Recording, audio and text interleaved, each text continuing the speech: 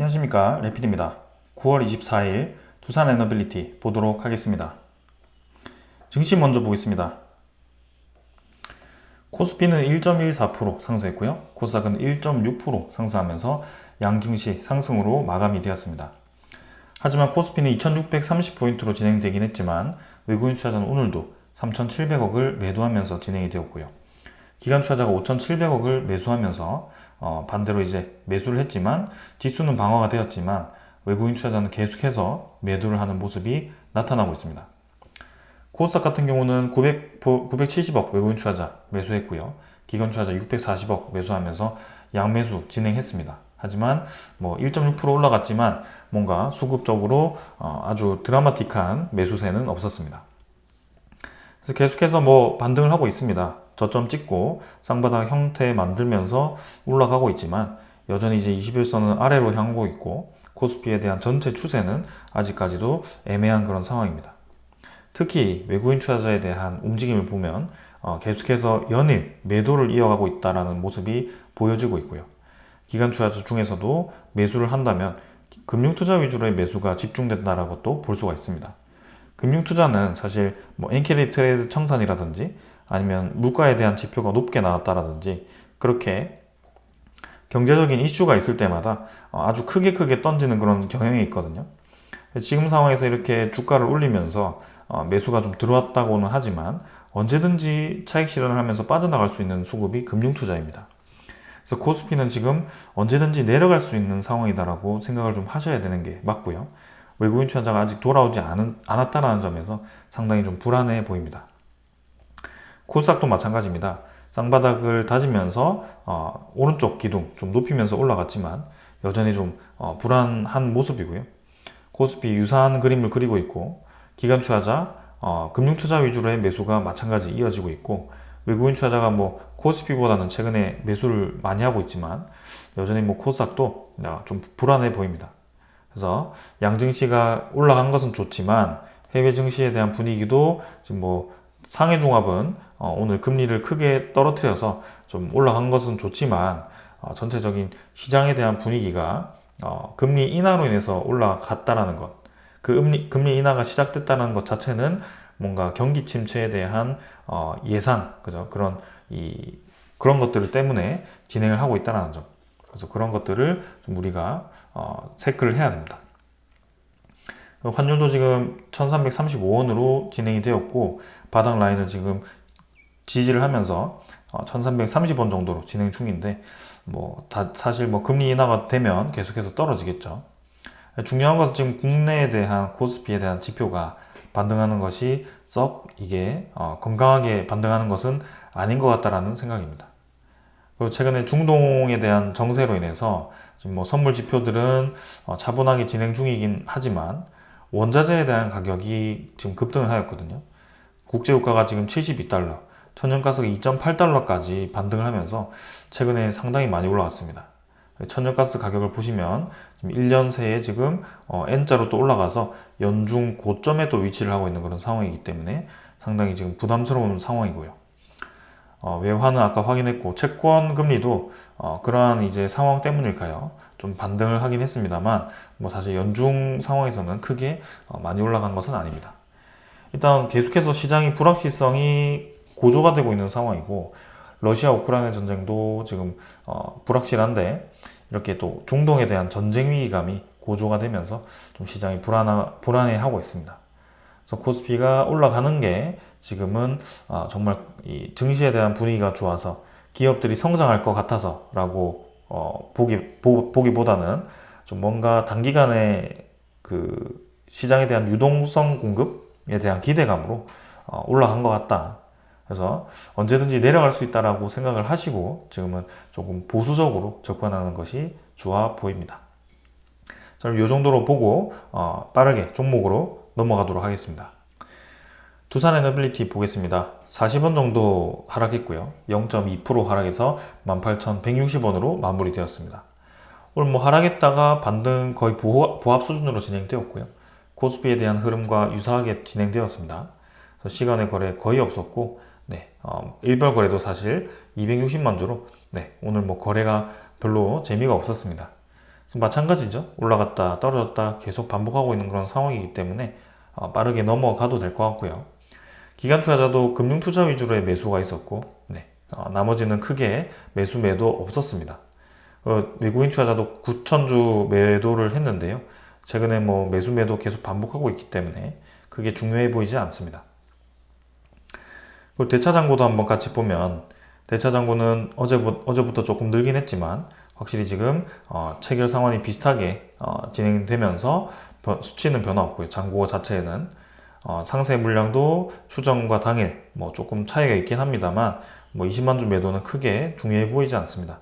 21% 정도로 계속 지분도 유지하고 있다. 그리고 이제 공매도 잔고도 보시면 사실 뭐 크게 변화 없는 상황이기 때문에 우리가 집중적으로 볼 필요가 없다라는 생각이고요. 지금도 140만 주로 전날보다 조금 증가했지만 뭐 비슷한 수준입니다. 그래서 중요해 보이지 않습니다. 그래서 오늘 뭐 수치상으로는 우리가 가볍게 넘어가도 될 것 같고요. 두산 에너빌리티의 그런 기술적인 부분들을 이렇게 매일매일 체크는 하지만 지금 의미 있는 움직임 나오기 위해서는 거래량이 좀 붙어야 된다. 그래서 그 붙어야 된다라는 그런 상황이 좀 이 소식들이 확실하게 나와야 된다는 소식들인데 그런 것들이 아직 나오지 않고 있다. 그래서 조금 더 기다려 보면서 체크를 해봐야 될 것 같다라는 말씀을 드리겠습니다. 저는 이 정도로 하고 이제 이 두산 에너빌리티 소식들 전달드리도록 하겠습니다. 자, 오늘 사실 뭐 전달드릴 소식은 계속해서 비슷한 내용입니다. 웨스팅하우스에 대한 분쟁에 대한 소식인데요. 그게 지금 공식적으로 얘기가 나온 것이 사실상 이제 웨스팅하우스에 대한 소송전 자체가 지재권에 대한 그런 문제를 제기했다라고 보기보다는 미국 에너지부에 대한 수출 통제법에 대해서 문제를 제기했다라고 보고 있습니다. 그래서 IP는 이미 우리가 1997년도에 웨스팅하우스에 4천억 원 정도를 주고 구매를 했습니다. 그래서 권리를 샀는데 여기에 대해서 이제 IP 문제가 어떻게 있느냐라는 내용이 나온 거고 지금 웨스팅하우스가 IP에 대한 소송을 건 게 아니라 실제로는 여론전을 하면서 미국 정부에다가 우리나라의 수출을 막아달라고 호소를 하고 있는 상황입니다. 그래서 웨스팅하우스가 지금 우리나라에 딴지를 걸고 있기 때문에 좀 그러한 부분들을 활용해서 계속 우리나라의 원전 수출이 폄하되고 있고 원전 수출이 경제성이 없다 그리고 불확실하다라고 언급을 하고 있는 그런 상황도 만들어지고 있습니다. 어떤 쪽에서는 이제 계속해서 얘기하는 것은 체코 원전이 덤핑이다. 체코 원전이 아직 체코 대통령도 불확실하다라고 얘기를 했다라고 얘기를 하는데요. 그럼 그 대통령이 100%라고 얘기를 하지 못하는 이유는 무엇일까라고 우리가 생각할 수밖에 없습니다. 이 100%가 맞다라고 표현하지 못하는 이유가 뭘까요? 여러분들이 생각하시기에는 뭐 같습니까? 결국에는 제가 봤을 때는 미국에 대한 관계입니다. 미국에 대한 눈치를 볼 수밖에 없다. 우리나라가 지금 지재권을 사서, 그죠? IP를 이제 4천억 원 주고 샀습니다. 웨스팅하우스는 사실 중요한 게 아니죠. 우리나라가 이 4천억 원을 샀다라는 것도 지금 문건으로 증명할 수 있는 것 같습니다.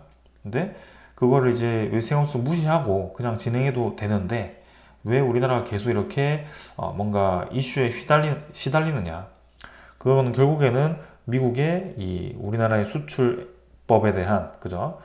수출법입니다. 우리나라의 원자력 기술이 온전히 우리나라의 통제하에 있는 게 아니라 미국의 허가를 받아야 되기 때문이거든요. 그래서 이 미국의 기술이 들어간 이 원자력 발전을 해외에 수출하는 데 있어서 미국 정부의 수출에 대한 동의가 있어야 됩니다. 근데 그 동의를 우리가 지금 미국 정부에다가 요청을 했는데 미국 내에 있는 기업의 허가를 받아라 라고 미국 정부에서 반려를 시켰고요. 그 결과 웨스팅하우스가 기세 등등하면서 우리나라의 그런 이제 수출을 막아달라라는 소송을 펼치게 됩니다. 근데 그 소송을 미국 정부에서는 또 반려를 하게 되고요. 그럼 이것도 아니고 저것도 아니고 뭘 하라는 거냐? 한 가지밖에 없죠. 웨스팅하우스와 한국이 합의를 해라. 적절하게 너네 합의해서 우리나라와 한국과 미국 이 원전 산업이라든지 뭐 전 세계적인 원전 산업에 협력을 하자라고 암묵적으로 얘기를 하는 겁니다. 그러니까 문건상으로 아무 문제가 없고요. 결국에는 웨스팅하우스가 지금 계속 거품 물고 하는 것이 수출을 막아달라고 압박을 하는 거고, 미국 정부에서는 그걸 단독으로 막을 수 없다라고 반려를 해버린 거고, 우리나라의 수출을 그렇다고 허가를 해주지는 않고 있고, 그건 뭐죠? 둘이 합의해라라는 겁니다. 누가 봐도 이러한 상황이 뻔하게 나오고 있는데, 감히 이제 체코의 대통령이 미국의 그런 동의가 확실하게 공식적으로 나오지 않았는데, 우리는 한국의 100% 원전의 수출을 확신합니다 라고 얘기를 할 수가 있을까요?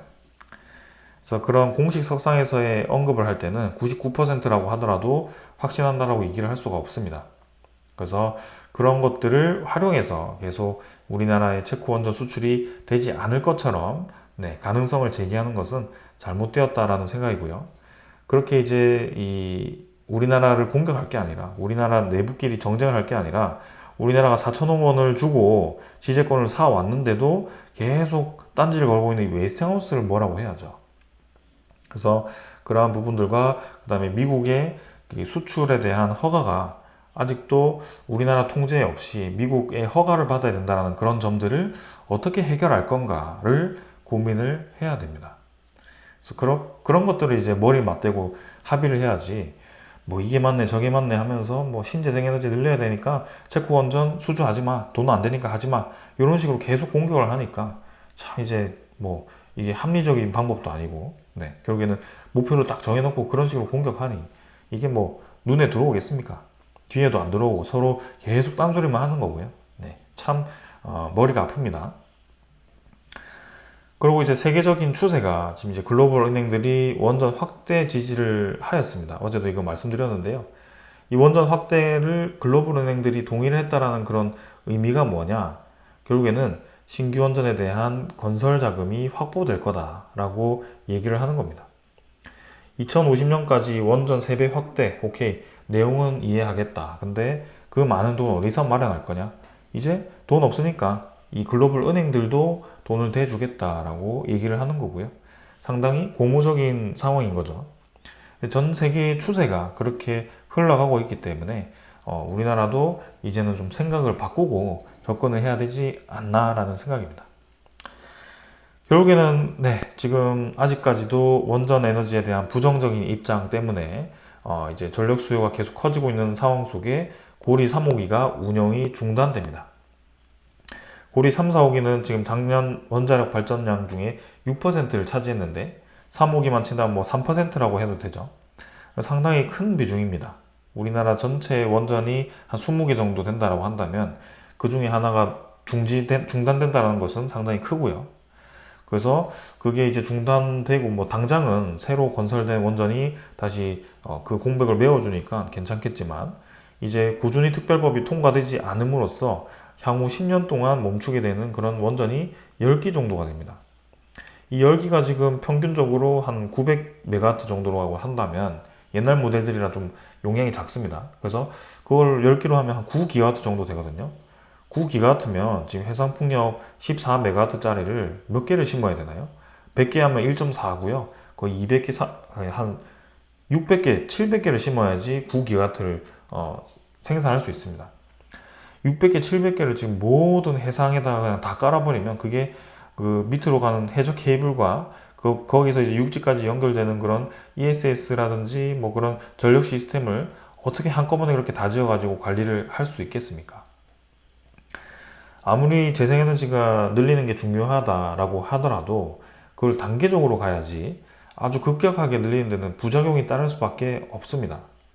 그래서 계속 그 재생에너지를 늘리는 명분을 지금 우리나라의 반도체 산업에 대한 수출이 막힐 수도 있다, 뭐 그렇게 얘기를 하고 있지만, 결국에는 그 반도체를 수입하고 가장 많이 쓰고 있는 미국에서 어떤 흐름을 보이고 있죠?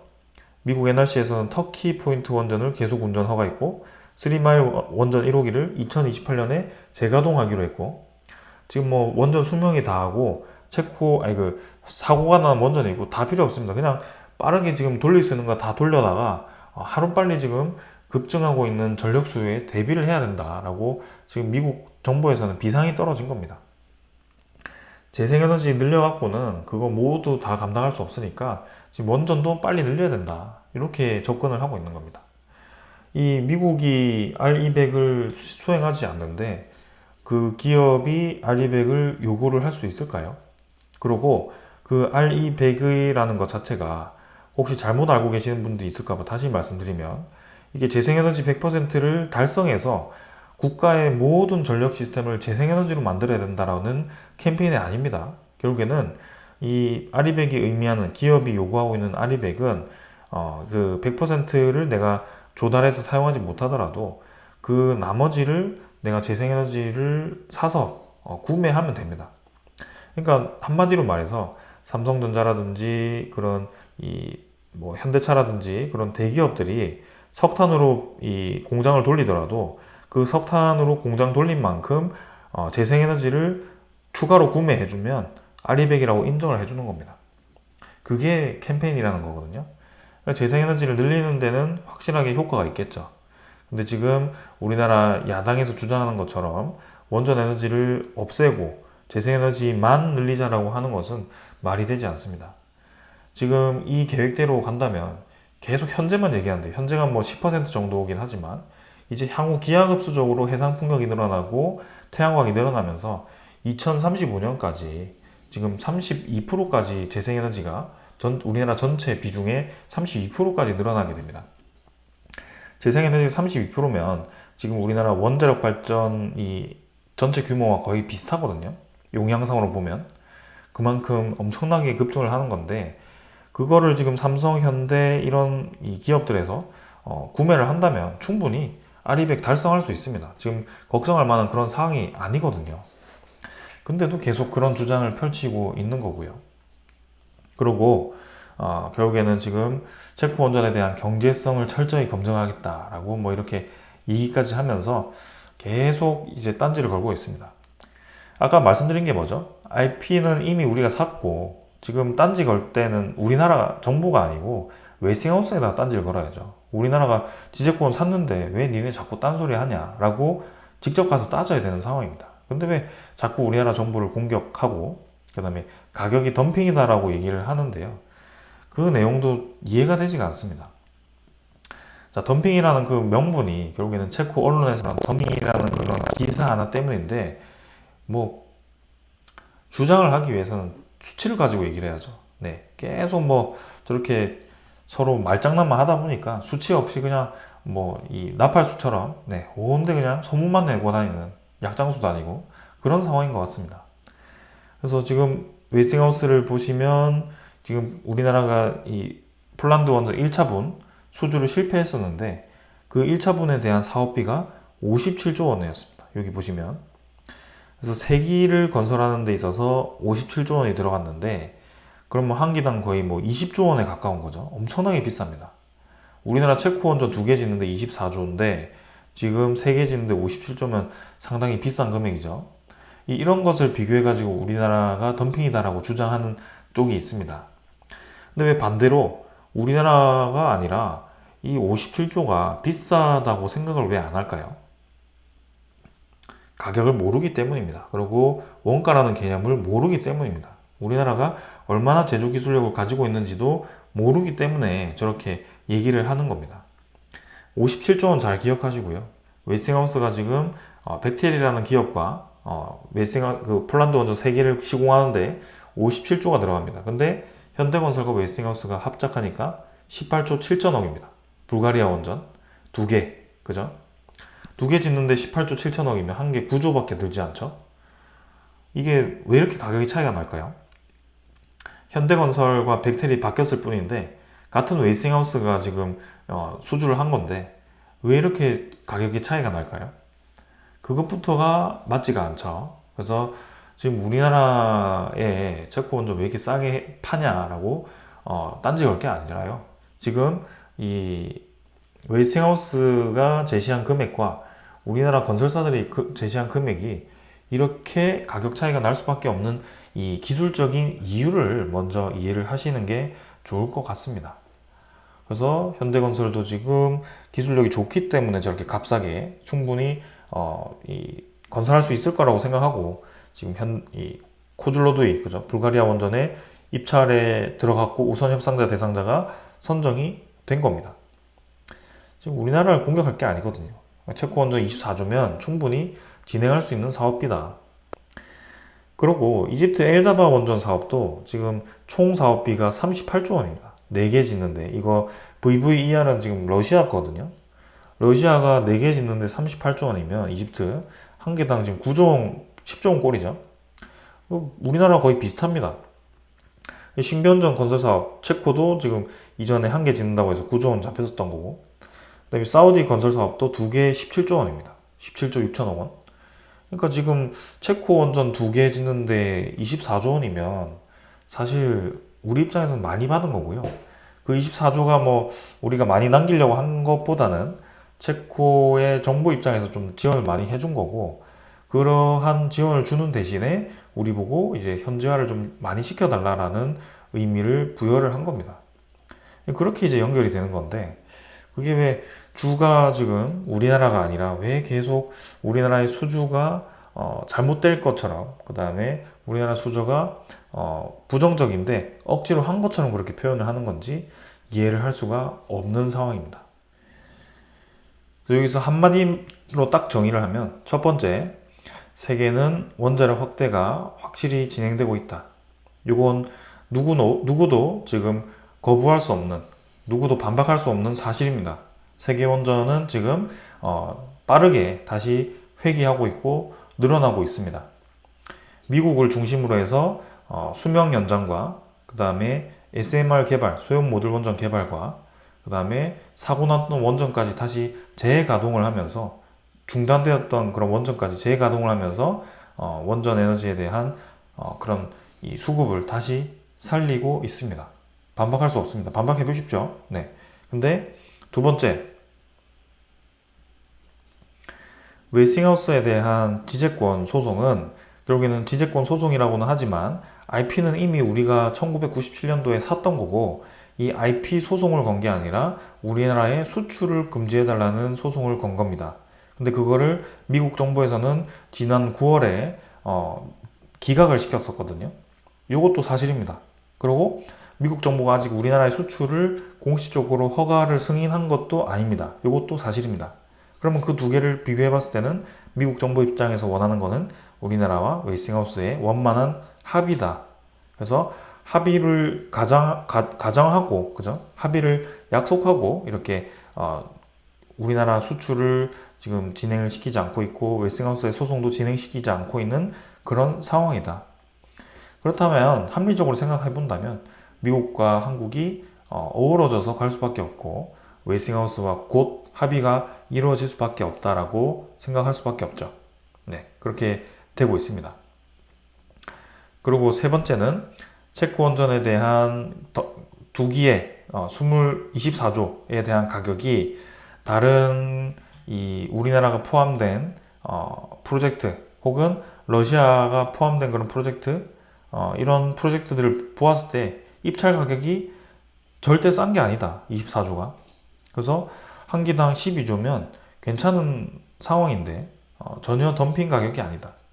그리고 어제도 말씀드렸지만 현지화 60%가 사실상 그 모든 이 60%에 대한 인력을 우리나라가 새로 고용해서 하는 게 아니라 이미 체코에 있는 그런 두산 스코다 파워, 그 다음에 그와 관련된 협력업체들, 오랫동안 그 터빈 생산하고 유럽의 그런 이 발전소들 터빈 공급, 네, 그렇게 하면서 많은 이제 노하우를 쌓아왔고 인력들을 쌓아왔습니다. 그거 다 포함시키면 사실 60%라고 해도 그렇게까지 우리가 생각하는 비용이 들지 않을 겁니다.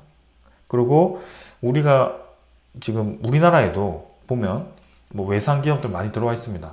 하다못해 명품 기업, 명품 브랜드들, 이런 이 제조 기술력 있는 그런 기업들 들어왔는데, 우리나라에 현지화를 시켜서 인건비를 주고 우리가 그 공장을 돌리고 있다고 해서 그 기업이 온전히 우리나라의 수익을 다 뺏기느냐? 그게 아니죠. 우리나라에 왜 진출을 했죠? 수익을 보려고 왔습니다. 그러니까 인건비 다 주고 결국에는 돈 남아 도니까 돈이 남겨지니까 가져가는 거거든요. 그렇게 생각한다면 현지화율 60%를 계산으로 꼭 24조 중에 60% 떼가지고 나머지 얼마 떼고 뭐 하면 얼마 안 남는다 이렇게 계산하는 게 맞지 않다라는 거죠. 그런 계산법이 도대체 어디 있습니까? 그게 다 지금 제가 방금 말씀드린 모든 내용이 다 사실이죠. 여러분 지금까지 동의를 하실 겁니다. 그리고 우리나라가 결국에는 재생에너지를 투자를 하고 있지 않는 것도 아닙니다. 재생에너지를 지금 급격하게 확대를 하려고 하고 있습니다. 계속 얘기하는 것은 2023년 기준으로 해서 9.6%밖에 되지 않는다라고 얘기를 하고 있지만 2024년도부터 지금 늘리고 있는 양이 엄청나게 많을 거거든요. 그래서 향후 10년 동안 이 9.6%가 19%까지 늘어날 거고 그것도 10년 동안 그 10년 19%가 아니죠. 거의 29%까지 늘어날 예정입니다. 지금. 그만큼 아주 공격적으로 늘린다라는 건데요. 뭐 9.6에서 29% 늘어나면 뭐 OECD 전체에 비교하면 이제 거의 따라온 거 아닌가 이렇게 생각하실 수도 있겠죠. 근데 천만의 말씀입니다. 지금 우리나라가 한국이 소비하는 전력이 전 세계 아마 5위 안에 들어갈 겁니다. 오히려 독일보다 많거든요. 그래서 제조 강국이라고 볼 수밖에 없는 게 한국이 소비하는 전력이 굉장히 많습니다. 1인당 소비하는 전력은 훨씬 더 많고요. 이 국민들이 전기를 낭비해서 그럴까요? 절대 아닙니다. 지금 우리나라에 고에너지를 사용하는 그런 제조 시스템이 많기 때문입니다. 삼성전자, SK하이닉스가 괜히 탄생을 하겠습니까? 이 좁은 나라에. 네. 그만큼 전력에 대한 그런 이 소비를 할 수 있을 충분한 인프라가 갖춰졌고, 그런 공장들이 돌아갈 수 있는 기반이 마련됐기 때문에 진행되었던 거고. 그래서 소비 전력이 지금 높은 상황에서 퍼센트를 비교하면 29% 절대 이 신재생에너지에 대한 규모를 보면 거의 세계에서 엄청나게 높은 수준에 위치를 할 겁니다. 퍼센트만 비교하는 게 아니죠. 어떻게 퍼센트만 비교해서 그렇게 단순히 1대1 비교를 합니까? 결국에는 재생에너지의 용량을 비교해보면 뭐 대만 이런 국가들과 이제 비교할 수 없을 정도로 우리나라가 29%까지 가면 용량이 많이 높아질 겁니다. 그렇게 생각을 해야 되거든요. 그래서 삼성전자, SK하이닉스, 현대차가 충분히 그 아리백을 달성하기 위해서 구입할 수 있는 용량을 달성하고도 남을 수치라고 저는 생각이 듭니다. 여기까지 다 사실이죠. 그리고 앞으로 향후 10년 동안 지금 단순히 그냥 퍼센트로 계산하는 게 아니라 AI에 대한 시대가 다가왔을 때 소비되는 전력이 예상되지 못하고 있다. 예상보다 더 기하급수적으로 늘어날 확률이 높다. 그렇기에 미국이 저렇게까지 원전 에너지에 몰두를 하고 있다. 그래서 우리나라도 거기에 맞게 움직여야 되는데 아직까지도 그러한 이제 이 고집에 아집에 막혀 있다라고 생각이 듭니다. 아무튼 좀 그러한 부분들이 좀 원만하게 빨리 해결되었으면 하고요. 이러한 뭐 의견이 조율이 되지 않는다면 결국에는 확실한 소식밖에 없습니다. 웨이싱하우스가 우리나라와 빨리 협의를 해서 미국이 수출 허가를 한 다음에 체코 원전 본계약 찍고 그 다음에 두 번째 원전 계약도 찍고 그 다음에 기업에 대한 익률이 이제 높게 나온다는 것도 증명이 되어야지 이러한 상황이 모두 해결될 것 같습니다. 그때까지 계속 이러한 이 논쟁들을 활용하겠죠. 근데 머리가 아프지만 뭐 어쩌겠습니까? 일단 우리는 시장 상황이 좋게 흘러간다는 것은 사실이기 때문에 그거 보고 이렇게 기다려봐도 될 것 같습니다. 자, 그리고 이제 마지막 가스터빈 소식입니다. 두산 에너빌리티가 지금 야심차게 준비하고 있는 게 하나가 또 있죠. 가스터빈입니다. 근데 지금 이제 이 김포 열병합발전소에 1호기를 이제 납품을 했는데 다음 달에 이 8,000시간 실증 기간이 완료가 된다고 합니다. 이 대형 초대형 터빈을 8,000시간 동안 돌려서 실증이 완료되었다. 고장이 없고 수리비가 또 30% 저렴하다라는 그런 아주 뛰어난 성능을 자랑하고 있습니다. 두산 에너빌리티 기술력이 지금 입소문이 나가지고 추가 수주 협상을 준비를 하고 있고요. 이제 세계 이제 5번째 최초로 이 기술력을 국산화했다라는 그런 상징적인 의미를 넘어서 이제는 세계 이 5개 기업 안에 있는 기업들과 기술력이 높은 기업들과 경쟁을 할 수 있을 정도까지 왔다라고 봐도 될 것 같습니다. 그래서 지금 국산화를 한 그런 이 출력 70% 가까이 쓰고 있는데 지금 다른 발전소에는 50% 정도밖에 쓰지 못하고 있다고 하고요. 상당히 두산 에너빌리티 모델이 성능이 좋다라고 볼 수밖에 없습니다. 출력이 높다는 것은 부하가 높고요. 온도가 높아지고 소모성인 그런 부품들이 빠르게 닳을 수밖에 없는데 그걸 지금 8000시간을 돌렸다는 것은 상당히 큰 의미가 있습니다. 안정성에서 입증이 되었다는 겁니다. 그래서 두산 에너빌리티가 지금 터빈 기술만큼은 톱인 것 같다. 그 터빈 기술을 활용해서 해상풍력 터빈, 그 다음에 이런 가스터빈, LNG 가스터빈, 원자력 터빈, 그 다음에 항공 엔진 터빈 이렇게 이제 여러 가지로 뻗어나가고 있고 우리는 그러한 점들을 긍정적으로 보았고 기술력이 있다고 보아서 투자를 하였다. 근데 그 기간이 지금 굉장히 좀 오래되고 있고 좀 이제 이 두산 에너빌리티가 좀 정치적으로 좀 많이 엮여가지고 상당히 좀 어렵게 흘러가고는 있지만 우리가 본 그 방향은 절대 틀리지 않았다라고 저는 확신합니다. 그래서 언젠가는 그 가치가 인정이 될 거라고 생각하고 있고 좀 한번 기다려 봤으면 좋겠고요.